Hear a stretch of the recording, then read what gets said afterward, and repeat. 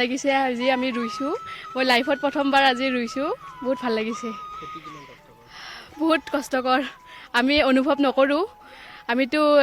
কি কয় এইটো মানে আমি এইবিলাক দেখাই নাছিলোঁ কেতিয়াও আজি আহি পেলাই বহুত ভাল লাগিছে চাকৰি নকৰিলে এনেকৈ কৰি পেলাই খাই থাকিব লাগিব আৰু হয় হয় তেওঁলোকক আমি খেতি কেনেকৈ কৰিব লাগে আৰু তাৰ উদ্দেশ্যটো সেইটোৱে যে কৃষকে কেনেকৈ ইমান কষ্ট কৰি ধান মুঠি উলিয়ায় তাৰপিছত আমাৰ ভাতৰ পাতটো আমি সহজেই পাওঁ কিন্তু তেওঁলোকৰ কষ্টটো আমি আজি গম পালোঁ আৰু হয় এছপায়াৰ ছিনিয়ৰ ছেকেণ্ডাৰীৰ পৰা আমাৰ মুঠ 50জন ল'ৰা ছোৱালী অনা হৈছে হয় প্ৰেক্টিকেলি তেওঁলোকক ধান কেনেকৈ ৰুৱে তাৰপিছত কঠীয়া কেনেকৈ হয় তাৰপিছত নাঙল বোৱা তাৰপিছত আৰু আলি বন্ধা সেইবিলাক হয় তেওঁলোকে ভাল পোৱা বুলি কৈছে কাৰণ আজি প্ৰথমবাৰ আহিছে কিছুমানে হয়তো ঘৰৰ কামো কৰে আৰু ময়ো তেনেকৈ হয় প্ৰথমবাৰৰ কাৰণে তো এক্সপিৰিয়েঞ্চটো ভালেই হৈছে তেওঁলোকৰ আজি ময়ো ফাৰ্ষ্ট কৰিছোঁ হয় প্ৰথমবাৰ নামিছোঁ হয়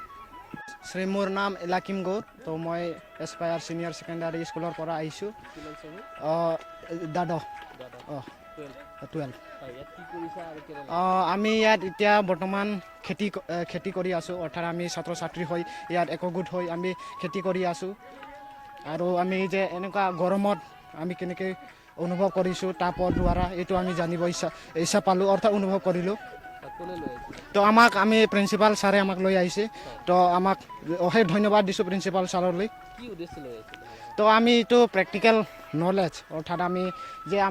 এনেকুৱা বাস্তৱ জীৱনত আমি এইটো জানিব ইচ্ছা কৰিছোঁ যে আমি কেনেকৈ আমি খেতি কৰি খাব পাৰোঁ আগন্তুক দিনলৈকে অৰ্থাৎ আমি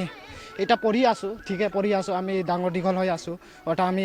এনেকৈ আমি শ্ৰেণী আমি পাৰ হৈ গৈ থাকিম অৰ্থাৎ আমি পঢ়ি থাকিম তো আমি ইয়াত আজিকালি বহুত জগত অৰ্থাৎ পৃথিৱী বহুতো ধৰণৰ এনেকুৱা শিক্ষা লৈ আছে কিন্তু আমি